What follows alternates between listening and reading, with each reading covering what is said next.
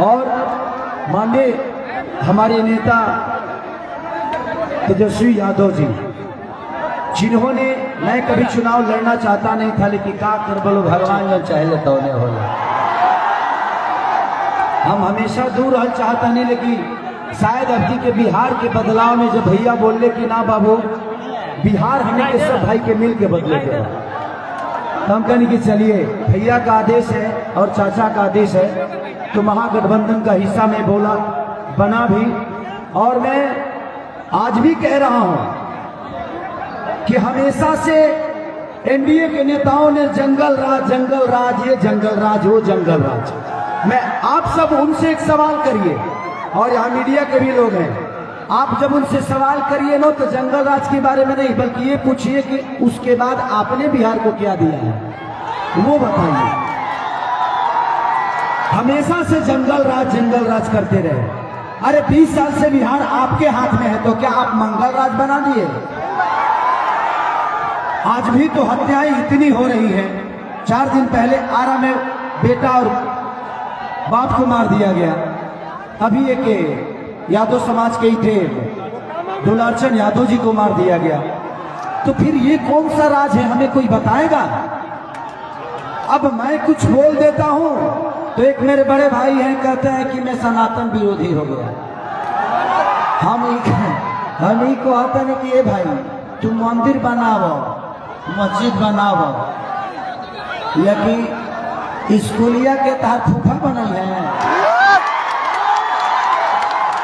बेरोजगारी के हटाई, ओकरा खातिर हमने का अमेरिका का ट्रम्प के वोट दे जा। आज बेरोजगार कौन है? जो 20 साल का बच्चा होगा वो शिक्षा से दूर हुआ है ना। और इस 20 साल माननीय चाचा नीतीश कुमार जी का सरकार था, तो पूछेंगे नहीं ये बच्चे सवाल। सब ये भीड़ को कह रहे हैं कि ये तस्वीर लेने वाला भीड़ है, उनको पता नहीं कि ये भारत की तस्वीर बदलने वाली भीड़ है। मैं नेता नहीं, मैं बेटा हूं, और राजेश भैया के लिए मैं इसलिए आया हूं कि बिहार बदल रहा है। कुछ दिन पहले छपरा में भी चुनाव था, पूरा केंद्र लग गया खेसरिया के हरावे था। अब सोचो लो कि खेसरिया लो पकाता ना भारी पड़ता। अभी तक हम मैदान में उतरल आ रहे, अब उतर गए बने। ये धरती पर ना अगर बहुत आगे बढ़िएगा ना तो दुश्मन पैदा होते हैं। इसका मतलब मैं आगे बढ़ रहा हूं, और मैं ही नहीं पूरा बिहार आगे बढ़ रहा है। आज तक बताइए इस 20 साल में मैं सबसे पूछना चाहता हूं कि जात पात हटाकर जब विकास होता है ना भैया, तो अस्पताल बनता है ना, तो ये नहीं देखता है ना कि ये किस जाति के नेता ने बनवाया है। हर वर्ग के लोगों का इलाज होता है। बेहतर यूनिवर्सिटी बनती है तो हर वर्ग के बच्चे उसमें पढ़ते हैं।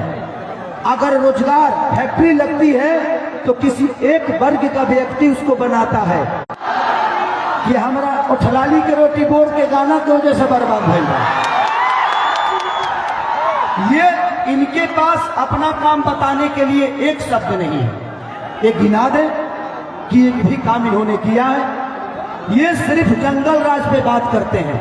आप इनसे पूछिए, कोई भी नेता, अभी देखे हम 2-3 दिन पहले देखे कि 3-4 भाजपा के नेता को पब्लिकों ने दौड़ा दिया। आप ही दौड़ाइएगा तभी ऐसा होगा, तभी ये नेता डरेंगे कि नहीं हमें चुना गया है बच्चों के भविष्य के लिए, बिहार के रोजी रोजगार के लिए। आज तेजस्वी भैया 2.5 करोड़ नौकरी देने की बात कर रहे हैं, पलायन रोकने की बात कर रहे हैं, लेकिन ये हमें ट्रेन देते हैं यहाँ से दूर जाने के लिए, अपने बीवी बच्चों से दूर जाने के लिए, अपनी माँ से दूर रहने के लिए। ये बताइए कि 20 साल पहले भी मुझे लगता है कि गुजरात भी हमारे बिहार की तरह ही होगा, लेकिन देखिए क्या हुआ। गुजरात में 2 लाख फैक्ट्रियां लगे। क्या मोदी चाचा को इतना भी समझ में नहीं आया कि यार बिहार के लोग भी तो इंसानी हैं, उनके लिए भी हम फैक्ट्री लगा दें? तो हमें हमेशा से लड़ाया गया है, हमें अपनों से दूर करने के लिए व्यवस्था दिया गया है, अपनों के साथ रहने के लिए एक व्यवस्था नहीं है। तो क्या इस बार बिहार बदलेंगे हम? ये सब की क्या, मैं अगर मुंबई शहर में गया तो आपको पता होना चाहिए कि खेसारी लाल 15 साल मुंबई में गया तो वो किसका देन था? बिहार सरकार का देन था। मैं 2011 में मुंबई गया हूँ।